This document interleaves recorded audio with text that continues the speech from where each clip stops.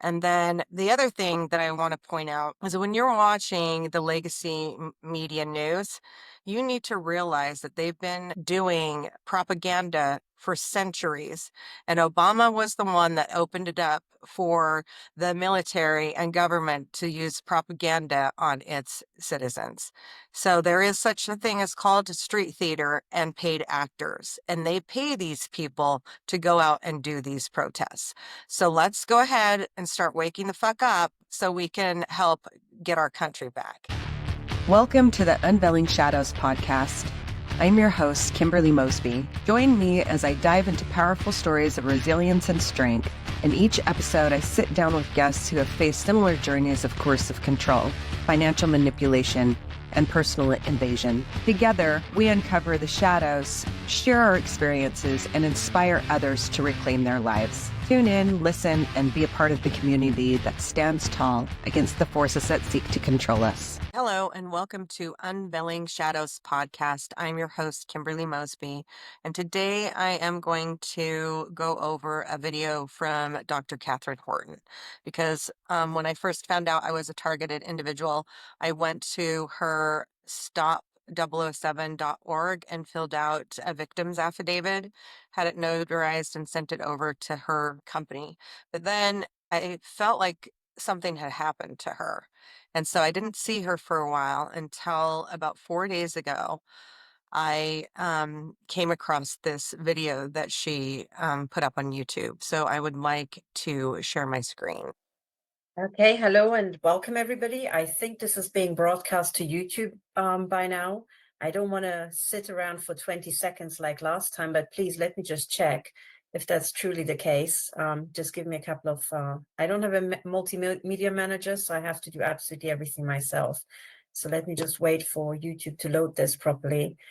Today, if you can hear me, I've got a couple of important things to discuss with you guys. Give me 1 second. Hey, okay, great. I am live. So what I want to discuss today, there are a couple of things. First of all, there's some excellent news, which is, let me just start with that. Today, I've got a couple of important things, but we also have some good news. So typically I talk about bad stuff, but today I have the honor of starting off with some very, very good news. So the big news is that Sean Curran has been named the next director of the United States Secret Service by Trump. Now, as far as I can tell from the outside, and I've only looked at the Secret Service since the middle of July, this is excellent because Sean Curran was one of the people who ran onto the stage at Butler and protected Trump. He can be seen in the iconic image of Trump raising his fist and saying, "Fight, fight, fight." And it's to the left of Trump and the right side of the picture. So the guy in the sunglasses. But what's most important is by running into the line of fire together with the other four people, Trump can be sure that Sean Curran was absolutely not involved in the assassination attempt. So that is the most important aspect of it all. So how do you know? I mean, as I said in the very beginning, in my very first video about the assassination attempts, there are psychopaths who feel that they are absolutely invincible. So if you are a soldier, you might have met them in the army, in the military, in the Marines. These are people who have absolutely they are genetically incapable of understanding danger. They also don't feel remorse, guilt, anything else. Basically, their brain doesn't process certain amount of information, and danger is one of them. So these people can typically walk across beams, across heights. They can run into a line of fire. I'm sure many ICE agents who run into Trenda, Aragua's open lines of fire are some of them. Now, if they are functioning psychopaths, it means that they do their job and don't use their psychopathy to kill people. They can be highly effective. They occasionally malfunction. They can be a bit cruel and cold to their wives and children, but they can be functional. Most psychopaths, thankfully, are highly functional. Now, there are psychopaths who malfunction and they have a personal hobby of killing children or whatever it may be. So psychopath come into mixes. So just because somebody runs into a line of fire doesn't mean that they're not a psychopath. To most things, psychopaths are very, very bad things, right? So as an analyst, I just have to look at the scene and say, hey, there's a finite chance that somebody like Curran might be a psychopath, which might actually be a really bad thing long term. Because he could have still been involved in the assassination attempt. So is there anything, any deductive leads I could have that would tell me if it's bad or good, if he was involved or wasn't involved? And for me, the ultimate decision maker was looking at the Secret Service, who, well, some people in the Secret Service were involved that day, clearly. But looking at the Secret Service and especially the FBI that day, if he had been involved, it only takes about 2 brain cells to figure out that everybody else is fucking stupid. So even if you're a psychopath and you go along with this whole assassination attempt, just for the sake of the argument, you very quickly would figure out how freaking stupid everybody is and what a D-list operation the whole thing is. And you would think, hang on a second, what's the probability of them fucking up and killing me in the process? Very high indeed, okay?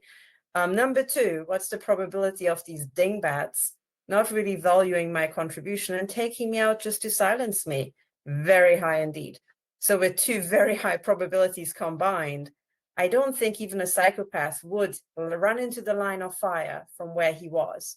Because as soon as so if there's a roof and it's somebody shooting down towards Trump, on the other side, it's even more dangerous than in front of Trump because the bullets are raining down. Okay, there's a downward slope. So the 2 guys who were downstream from the shooter on the other side of Trump were, I would say, had their life even more put into danger than the first 2. Well, it levels out when you pile on top of Trump, okay? But just in the moment of going up on the stage and climbing on top of Trump. So putting all this together, as far as I can tell, as a neutral analyst who doesn't know any of these guys, I would say that Trump's absolute best bet is Sean Curran. He was the detail leader. He was the most senior of the people up on the stage. And as far as I can make out, the probability of him having been involved in the assassination attempt, completely objectively, is basically fuck all. He would have to be utterly, completely stupid, even more stupid than the FBI, which takes some making. It surely does, because we call it the FB lie and the C lie A for a reason. So I think overall, that is the absolute safest. Now, I also spent the last 6 months since the July assassination attempt watching every bit of footage I could find about Trump, trying to look for any clues like the ones, like the announcement of the assassination attempt, anything. And watching the team around Trump, I had a very, very good impression of Curran. I thought he never tired, never saw his attention flag. He was always on the case. I thought he was 100% on point all the time. So I was extremely pleased about this appointment, right? So this whole thing came, and yeah, let's be honest, Cheetle and the other guy, Karl Rove, total disaster. So, right, change was necessary. But basically, this whole thing happened. I think it was announced last Thursday. So, in other words, this was Wednesday. So Thursday must have been Sean Curran's first day in the job. So, okay, you basically had a week at the job. Okay, so I feel now it's time to pile more stuff onto the Secret Service, right? So he knows where the printers are. He knows what the Wi-Fi password is. I feel he can go and get to work. Now, what I really think the Secret Service should be doing is going back in time. Maybe they've already done that, but that would be wishful thinking based on any other agency I looked at.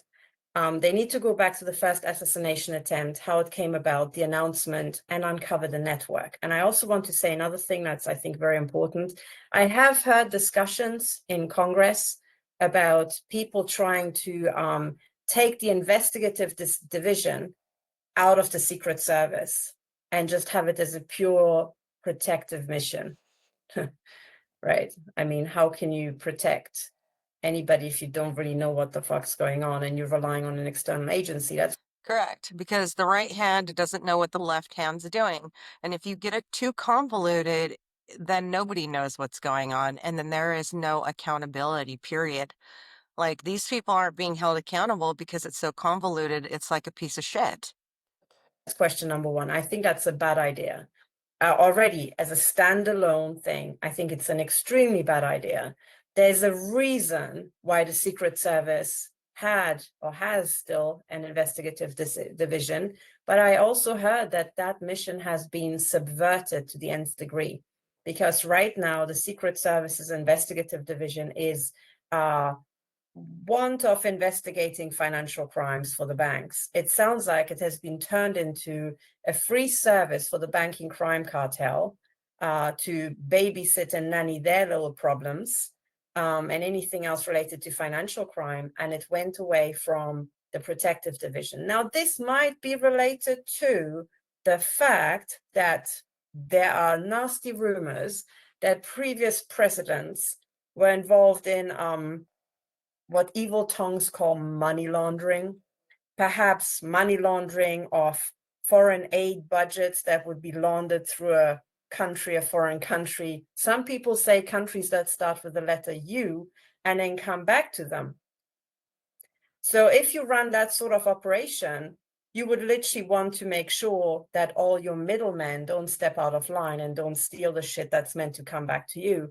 And in that case, I can understand why or how it came about that the Secret Service ended up investigating financial crimes.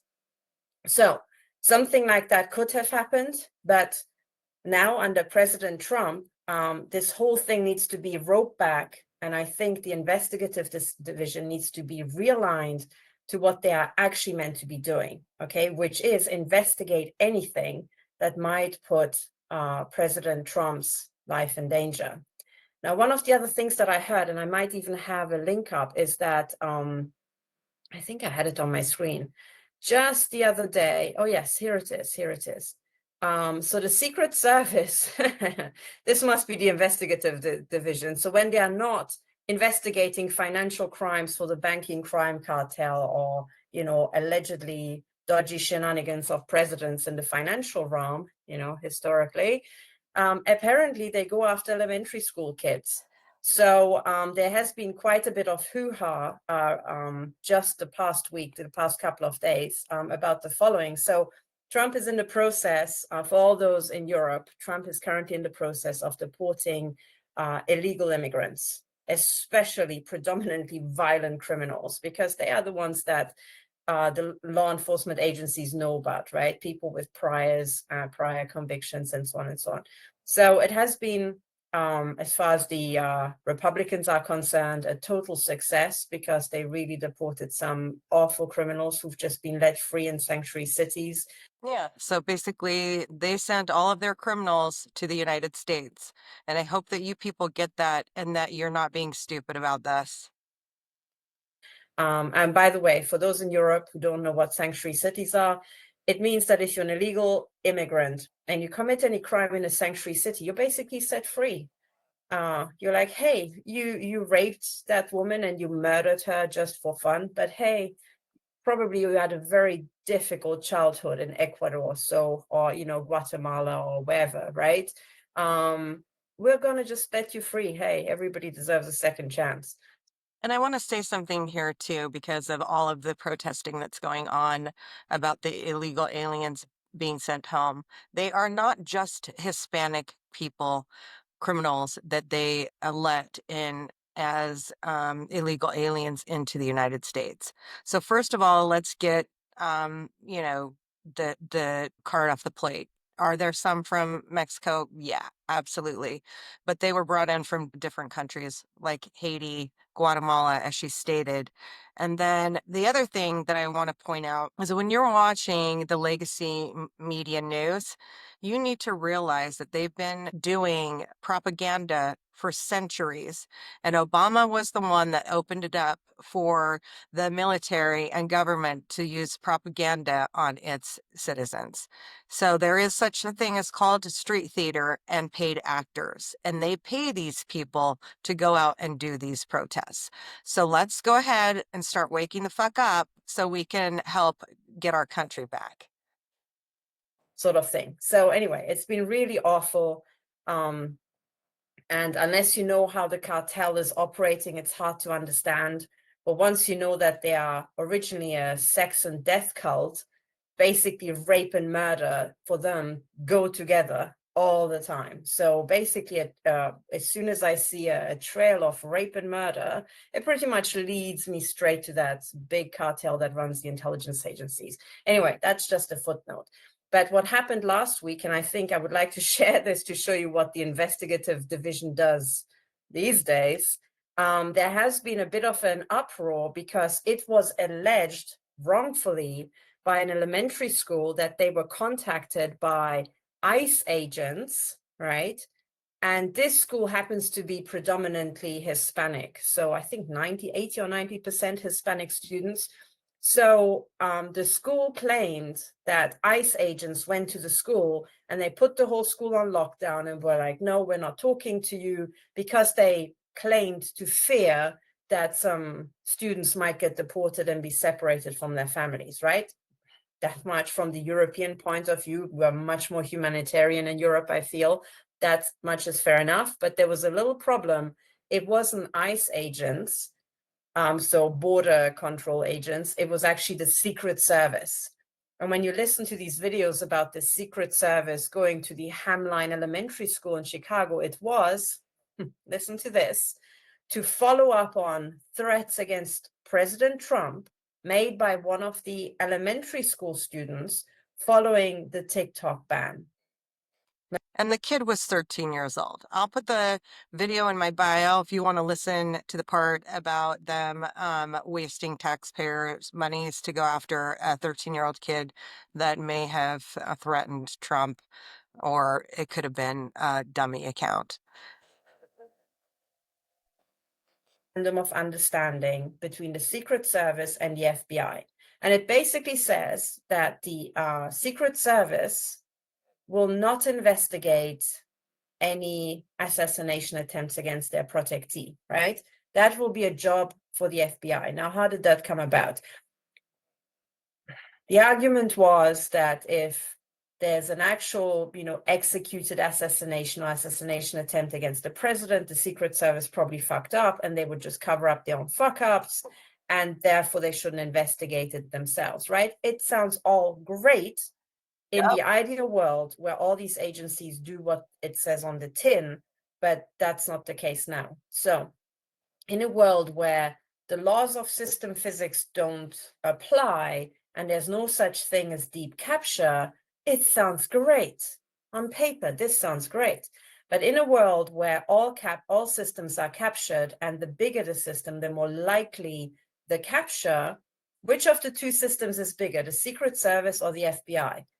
I have to check exact numbers, but I would wager it's the FBI. So by the laws of system physics, the bigger the system, the faster it ends up in deep capture, and the deeper the deep capture will be. So the more levels of management will be rotten to the core once deep capture takes hold. Deep capture is basically, I've got an entire video on that on my channel, and I will go into deep capture and the mechanism at some other time, but it's basically criminals and psychopaths taking over the board and then layering and layering and layering and layering, and women at the bottom of the totem pole don't exactly know what's going on. Entire leadership structure, okay? And I said previously that once a system falls into deep capture, it cannot recover by itself, because it would require the whole board to sack itself for corruption, okay? That's never gonna happen. And therefore, a system once in deep capture stays in deep capture. Now, because of the size difference, without wanting to insult anybody, the FBI or the Secret Service, the laws of system physics say that the FBI is much more likely to be in deep capture already. You don't say, right? You don't say. Surprise. The deep capture is much deeper, right? And it's much harder to get the FBI out of deep capture. In other words, if Kash Patel is made the FBI director, there might be literally fuck all he can do about it for a very long time. Okay. Now, in contrast, if I'm right and the Secret Service system is smaller, deep capture is not as deep, and it's much quicker to cycle the system out of deep capture. In other words, if Sean Curran comes in and he's genuinely a good guy and he isn't a psychopath and he doesn't have another agenda and he actually cleans house like he means it, he has a very good chance of getting the system to start functioning again. It's basically like having an old car engine that's full of gunk, and how quickly can you repair it? Right? If it's a really big industrial machine, it's very hard to get to, very difficult to turn. It takes much longer than maybe, getting the engine on a small car to work again. So it's that sort of thing, right? So number one, if I had to recapture a system, I would start with the Secret Service because it's smaller. You're much likely to be successful by the laws of system physics. And they are very much like the laws of gravities, my friends. They apply. You can try to break them, but the laws of physics might just say, nah, fuck you, right? So by the laws of system physics, the Secret Service will be easier to recapture if it's smaller than the FBI. Okay, so what that means is that what you effectively have to do is start with the Secret Service and get that investigative division to do what it's meant to be doing ASAP. Okay, you will have ASAP. you'll get there much quicker than with the FBI. Now, we have plenty of evidence that the FBI is not doing what it's meant to be doing, and I'll go into that in a separate video where I'll go through all the gory details of all the lying they did around the first and second and third assassination attempts. And it's not just sophisticated lying, it is moron grade lying. It's like, Psychopath. they don't even give a shit, and no senior person ever looked it over before signing off on it, sort of dumbass lying. So from that alone, I would consider the FBI beyond redemption. But more than that, if you go back through the history, for example, look at the COINTELPRO program run by the FBI, as was uncovered in the Church Commission back in the 1970s, the FBI was already rotten to the core back then. Trying to drive Martin Luther King Jr. into suicide doesn't really sound like the job of a law enforcement agency, right? Yet that's what they did. That's exactly right. So that's where the PSYOPs programs come in, being a targeted individual, because Katherine Horton obviously is a targeted survivor. But it's very interesting as we get towards the end of this video. They gave her a very subtle death threat in the form of a card. So let's keep watching this for a minute. With many other people. So already in the 1970s, the FBI was in deep capture. It was basically a criminal organization. And fast forward, because a system in deep capture can never recover by itself. If it was in deep capture in the 1970s, then by now it's like beyond redemption. You need to shut it down and burn it to the ground, and exercise the burnt ground before you restart sort of deep capture. Okay, so because of that, I strongly encourage people to start with the Secret Service. Now, getting back to the Memorandum of Understanding. So this was just the system physics. The Memorandum of Understanding between the FBI and the Secret Service needs to be cancelled for this reason, right? The FBI is rotten to the core. The Secret Service might be too, even if they put, Sean Curran is a great guy at the top. If it's rotten to the core, there's several layers of management to work through, and they might hijack the whole thing. But still, it's smaller. You have a higher likelihood of success.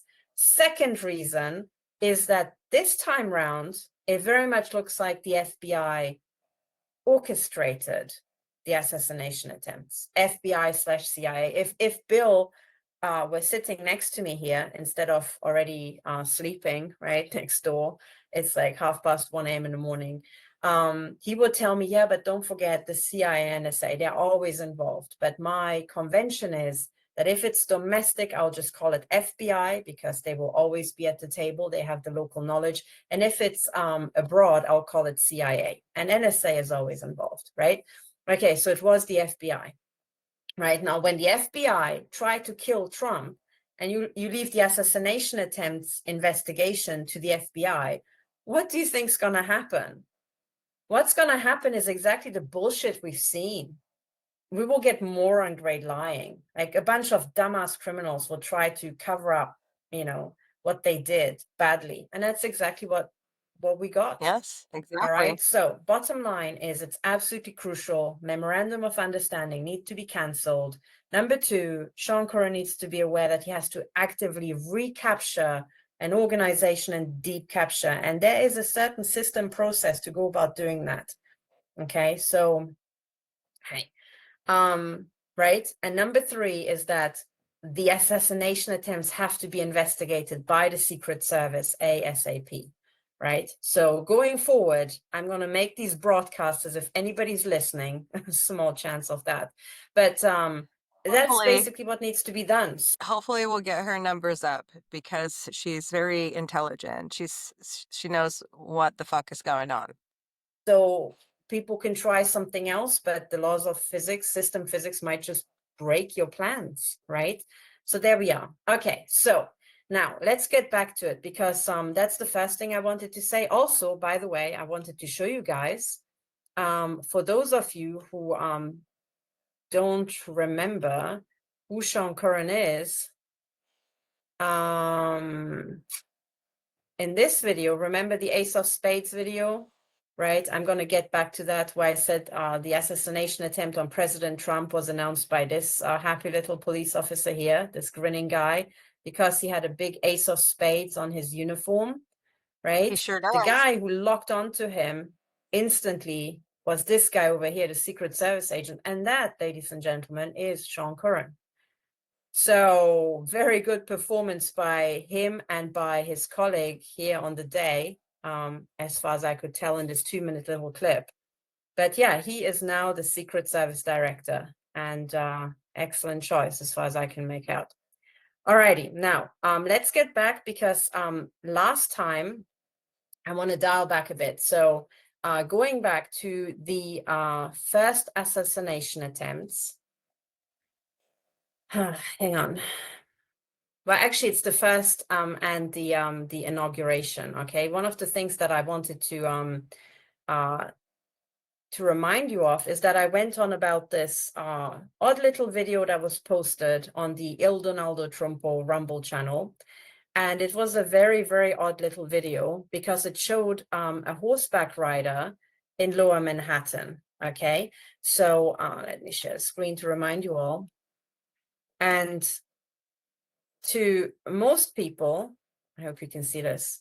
This is just an innocuous little video, but I freaked out about it because when I first, so I thought there was something odd about this. By the time I found this video, I had already looked into the horse rider at the Butler assassination attempt and figured out that it was the horse rider, the woman on the black horse with the flag. That was the all systems go sign, the equivalent of Umbrella Man. And then I see this video here in an odd place by another horse rider waving a flag. So I looked into this.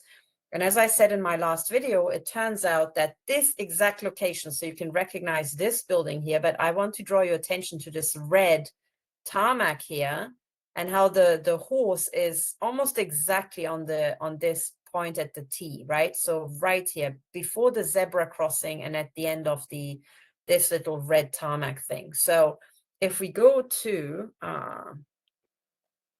Google, right? I said it's outside the Woolworth building, but it's not quite the outside of the Woolworth building. Actually, the bit of red tarmac where this guy's standing is exactly here. Hang on. Loading. It's exactly this point here, right? The photographer or the videographer is standing over here, right? And I said that both the horse and the videographer were exactly 100 feet away from the precise location of this memorial plaque honoring Marie Curie, okay? So, or the birth of Marie Curie. So the plaque is not here in the center of the road, but it's over here. The fence line is running here and the plaque is somewhere here, I think in this little gap. So from here to the location of the video, and from here to the location of the horse, it's exactly 100 feet. Pretty much exactly. So it's a Okay, so why she's saying this, I'm going to bring in the conclusion. It's in the shape of a triangle and in the shape of a pyramid, which is basically the symbol of the all-seeing eye. And if you know enough about the FMs, then you'll understand what she's saying. very carefully recorded video. And this thing here, this building has office of the appellate defender, the New York Housing Authority, bunch of other things. I couldn't find anything important here apart from the memorial plaque. So it seems to be around that, right? What is adjacent to it here, which was architecturally the more eye-catching thing, this is the so-called Woolworth building, right? But the horse rider wasn't here outside the Woolworth building, but over there outside of this building, right? So it's anyone's guess if this building was mentioned. Now, somebody pointed out under my last video in a comment, it was a very good comment, I thought. So they said the thing about Marie Curie is that she discovered the element polonium, very toxic and almost undetectable, and allegedly the favorite poison of Soviet/Russian intelligence. Could be a sort of double warning in light of his international policy. And Tesla supposedly lived in the Woolworth building, which is a link to his uncle John Trump. Kind of a stretch, but hey, weird times. Always interesting what you present. Welcome back. Okay, I thought this comment was brilliant, and I want to go talk through this. So let's start with Tesla. Okay, now this, as I said, is the Woolworth building. The horse riders over there, right? So it's true. If you go to the Wikipedia page for the Woolworth building, and you search for Tesla, it says the inventor, Nikola Tesla, also occupied an office in the Woolworth building, beginning in 1914. He was evicted after a year because he could not pay his rent, right?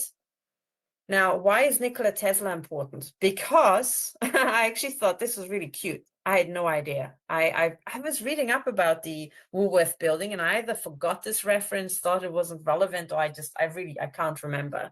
I might have read it, but I either totally discarded it. But I think actually now that I focus in on it again, it's a very good reference because I suspect that these novel waveforms I'm talking about when I talk about directed energy weapons, I think that's Tesla physics. Correct. So short backstory, when Tesla died, he died in a New York hotel room, and the FBI raided that hotel room and basically stole his papers, okay? So the FBI stole his papers, and the Or inventions, stole all his hard work.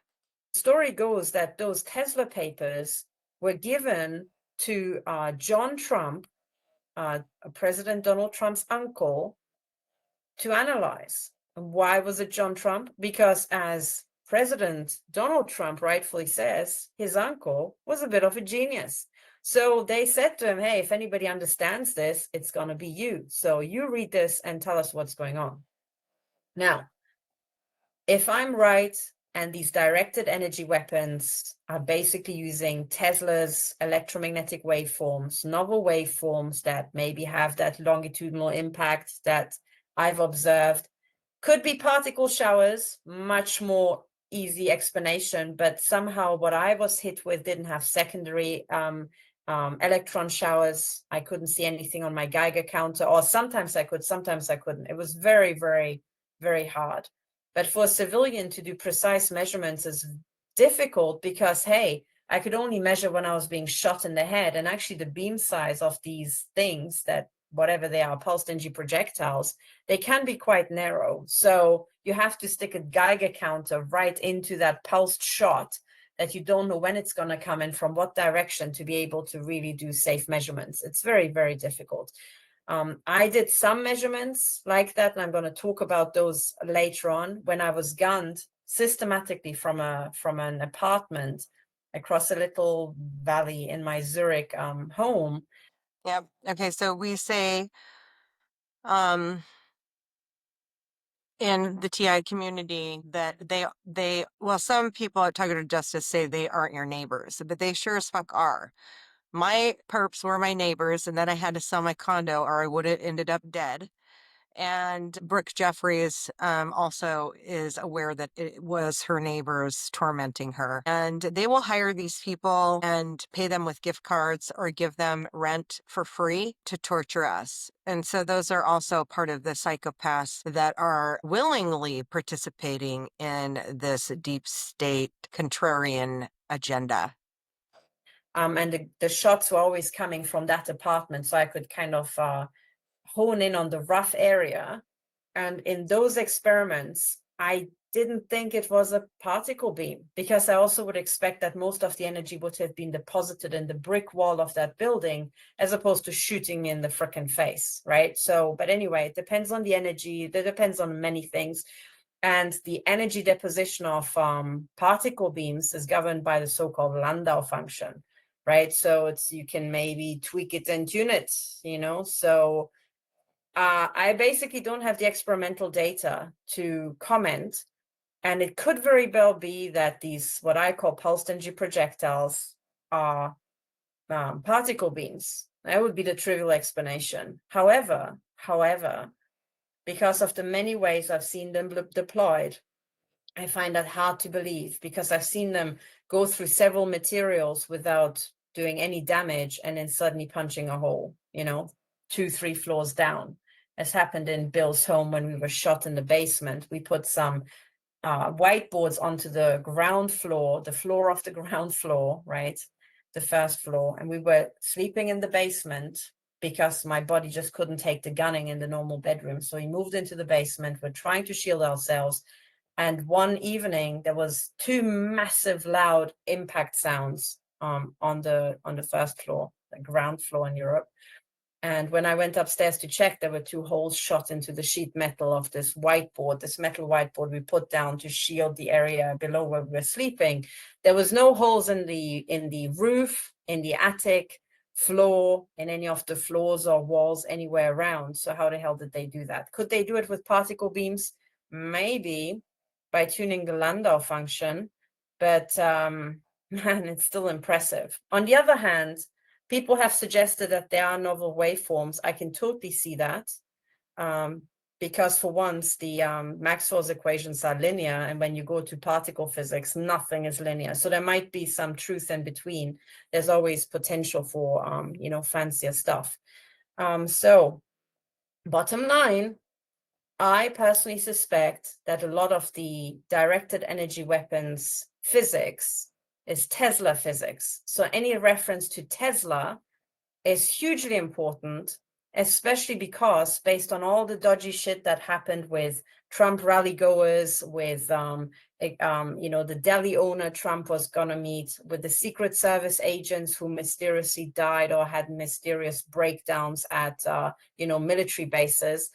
With all that shit that was going on, I had a strong feeling that the cartel was testing and doing dress rehearsals for its deployment of directed energy weapons against President Trump, his family members, and his nominees. That was what I genuinely thought. So any reference to Tesla, therefore, is hugely important, right? You need to keep your eyes open for those, right? In any of these announcements. Now, part of my listeners probably at this stage still can't believe that the intelligence agencies would announce something like that. But I assure you that throughout the centuries, they always have.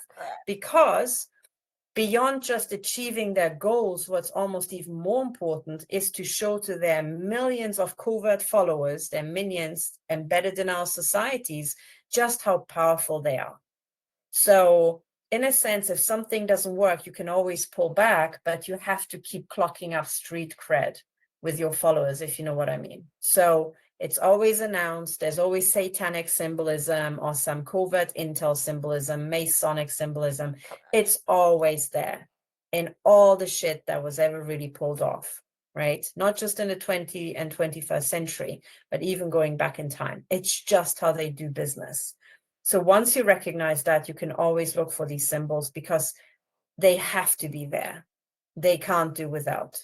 Because otherwise, their own minions get confused about what truly happened in world events, right? So they always need to be told.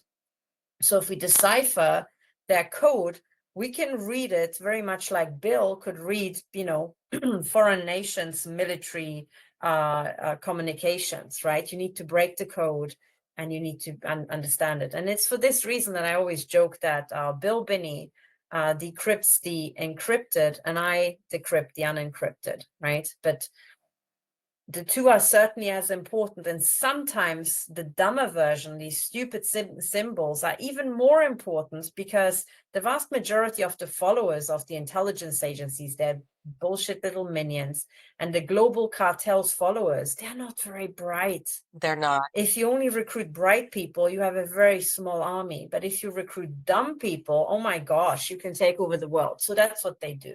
But the upshot is that when they communicate with their followers, it's simple, right? It should be simple messages. So, but anyway, sometimes they go a bit more sophisticated for the brainier lot under their followers. Okay, so getting back to it.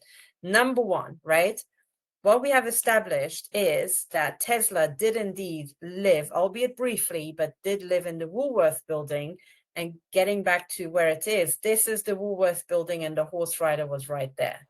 So there could be a link. It could be topical, right? That should be looked at. But I insist that at least for the very first assassination attempt, okay, the reference genuinely was Marie Curie. And I kind of suspect that the reference was indeed a nod to me, right? And I'll explain why, okay?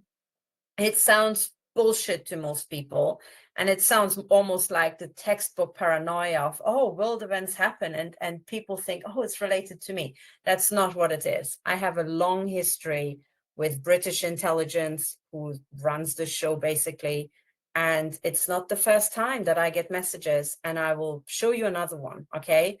So, MI6 for sure knows who the fuck I am. That's all I'm saying. Yep. Okay. But what I wanted to say is there's another aspect that this commentator mentioned, and I think that has to be considered for this, for the second time this symbol was shown. All right. So recap. Okay. I realize I'm not putting it very clearly. This symbol here, right, was first shown. So this little video clip was first uploaded on the 3rd of July, as I explained last time, right? The 3rd of July was when the Butler assassination, the Butler rally, dear God, the Butler rally was announced on donaldjtrump.com, right? Under news and events or whatever. So on the 3rd of July, the day the Butler rally was announced, this video was posted here, right? And I said, for the insiders, this is what you need to look for, okay? And then further on down the video, I'm trying not to play the music this time, or my video gets blocked again. I also said that here on the right-hand side, there was another symbol, which should appear in a moment. There's a guy in a black and white checkered shirt combing his hair, although he has very short hair that doesn't need any combing, forward, right? So you should be able to see it. This guy here, that guy. Let's see that again. So this guy appears and he's like obsessively combing his very short hair forwards. And I said, it's basically saying, yeah, black and white checkered pattern, combing forwards. The Masons are saying, whatever this is, it's going forward. All right. It's going forward. Because they only use symbols in order to carry out their nefarious acts against humanity. And then look for this sign. Horse, rider, flag. And ta-da, at the Butler rally, there's a horse, rider, and a flag, right? And something is going forward, and boom, Trump gets shot. So I said this was the announcement of what to look for. Now, what's the reference to me?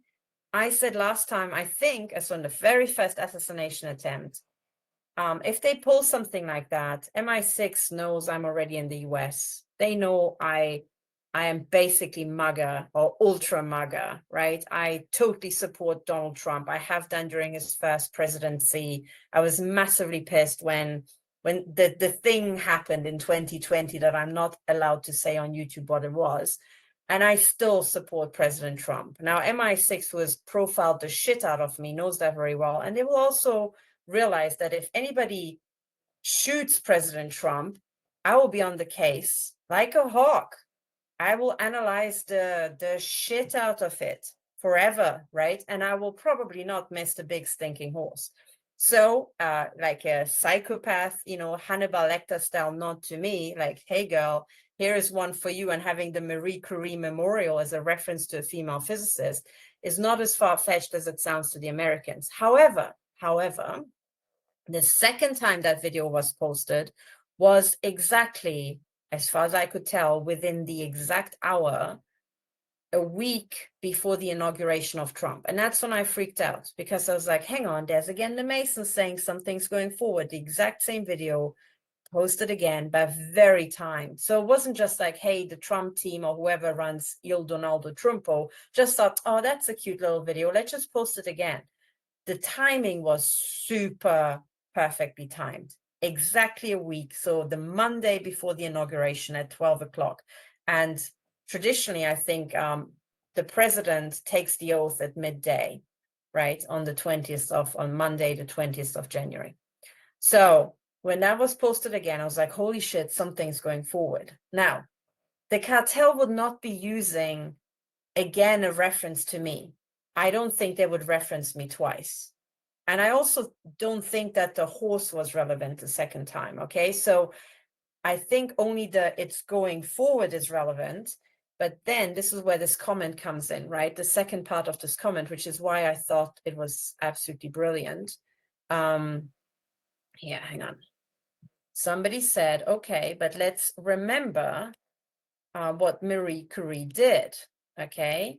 The thing about Marie Curie is that she discovered the element polonium, very toxic and almost undetectable, and allegedly the favorite poison of Soviet Russian intelligence. Could be a sort of double warning in light of his international, so his as in Trump's international policy. All right. Now that's very, very important, because the reference to radioactivity or polonium is specifically has two potential leads out of that, right? So number one, polonium was supposedly used to poison somebody in the United Kingdom, right? A former Russian agent, famous case, don't really want to get into it, but polonium poisoning has already precedent with MI6. And yeah, by the way, I've just revealed I thought it was MI6. This whole like Russian link was so much bullshit, it was painful. So anyway, polonium poisoning, there's a precedent. So polonium is a good lead.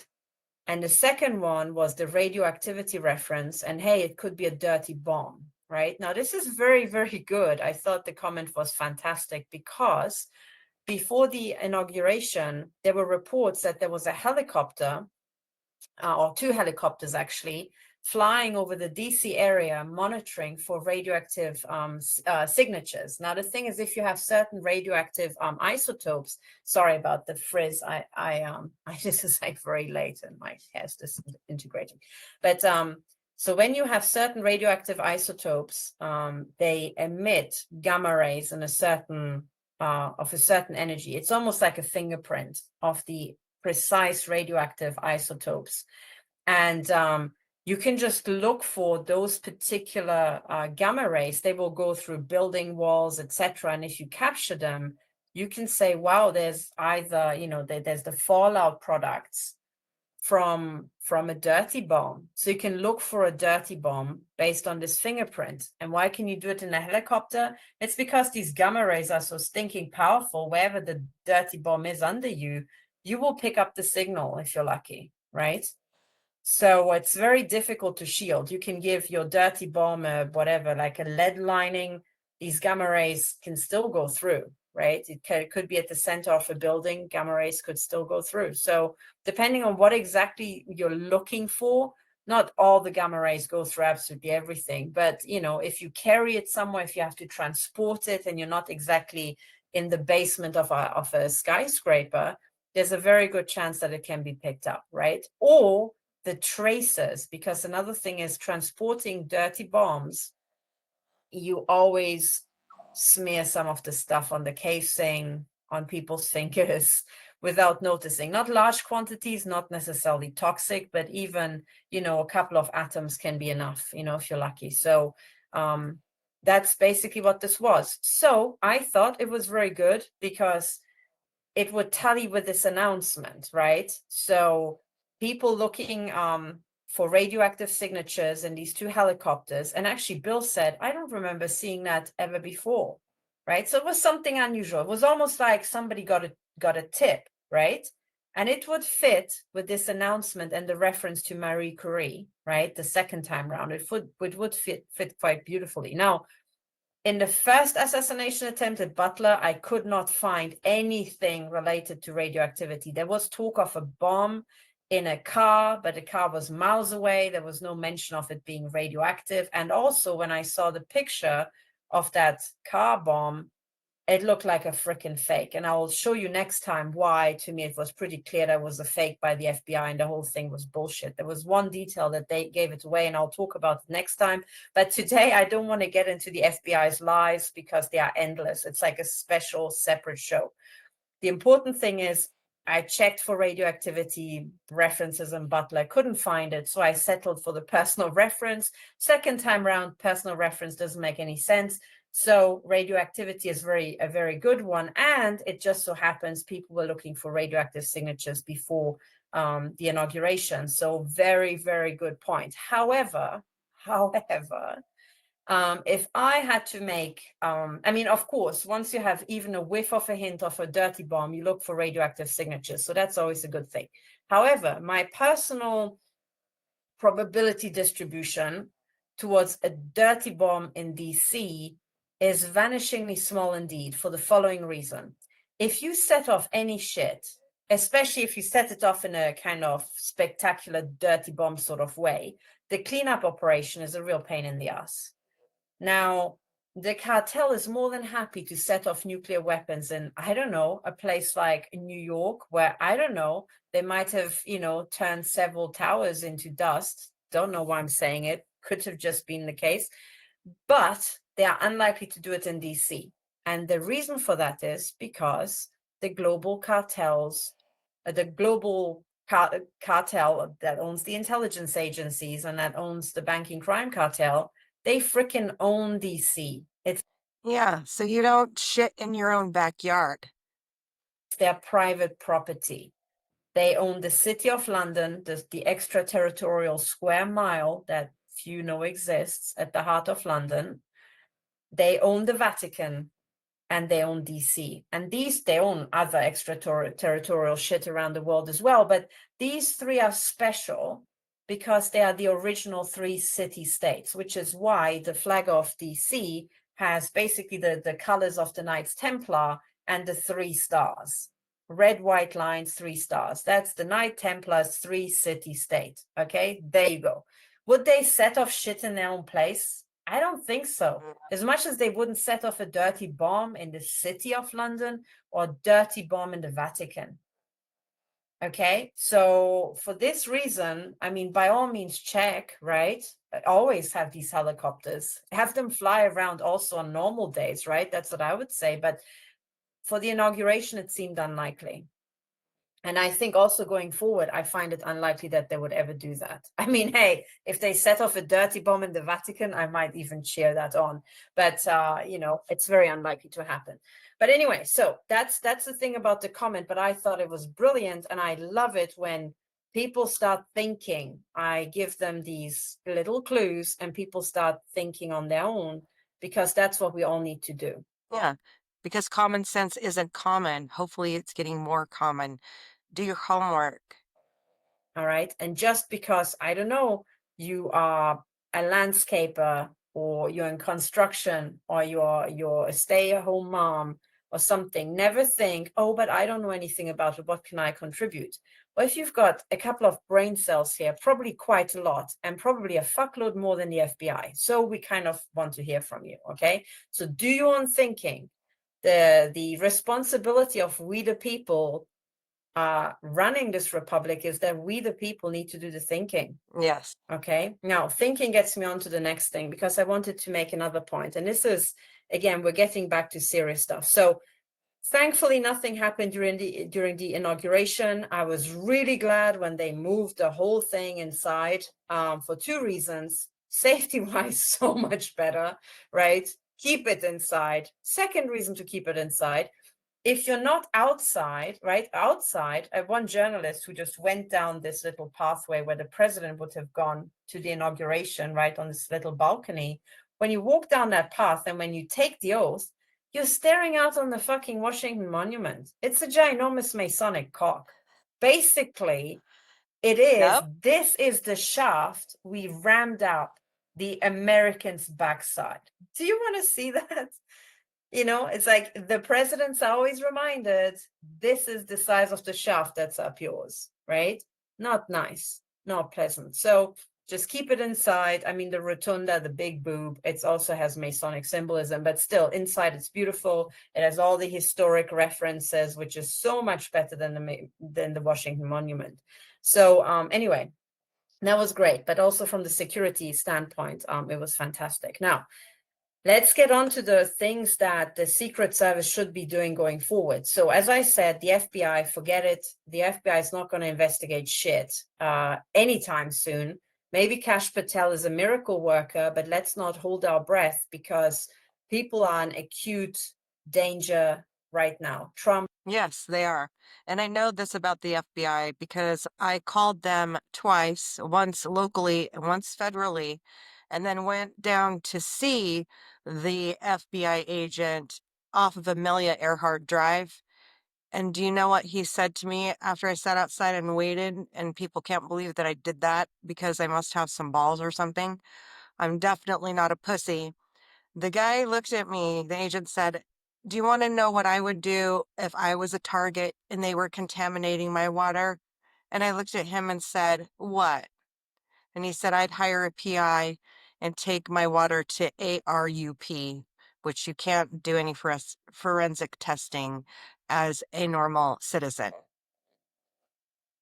What a bunch of bullshit.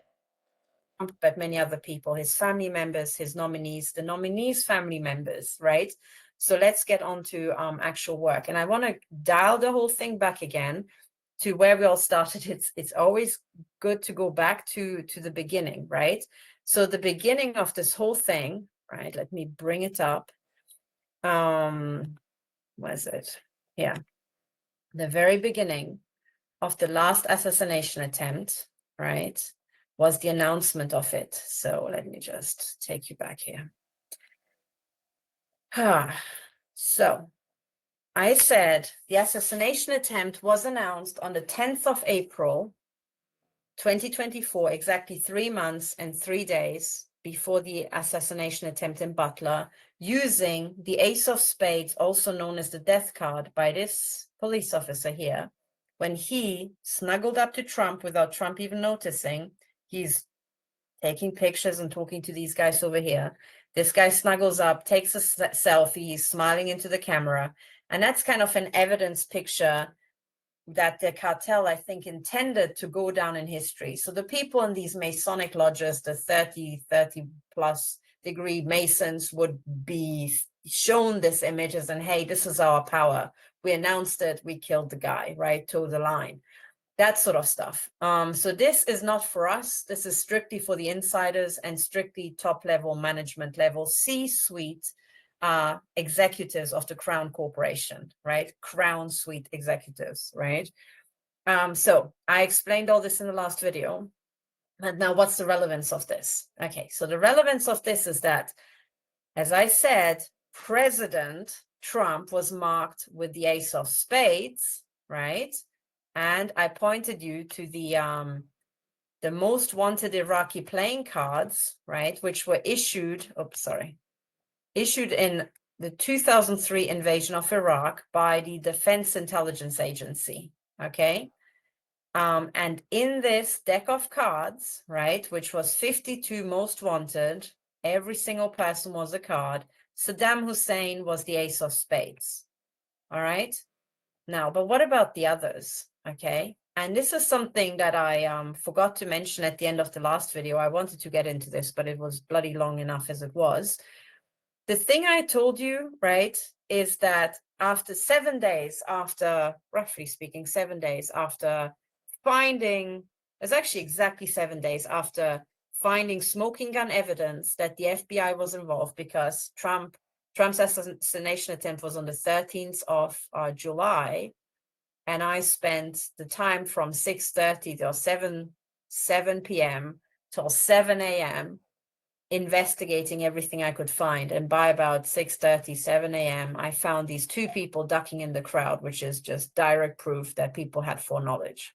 FBI gang stalkers or monitoring teams were sitting in the crowd waiting for Trump to be shot, and they knew exactly when shots would be fired. Okay, so I find this evidence technically on the 14th of July, and on the night of the 21st of July, I get a death threat in the form of this playing card that I showed you, right?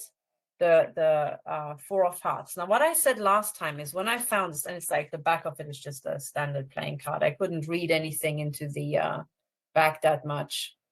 I mean, now that I look at it, it looks a bit weird, but hey, it's just a normal playing card, nothing. It's like an angel on a bike here. Whatever. All right. Four of Hearts. I think this is more relevant here, right? The Four of Hearts.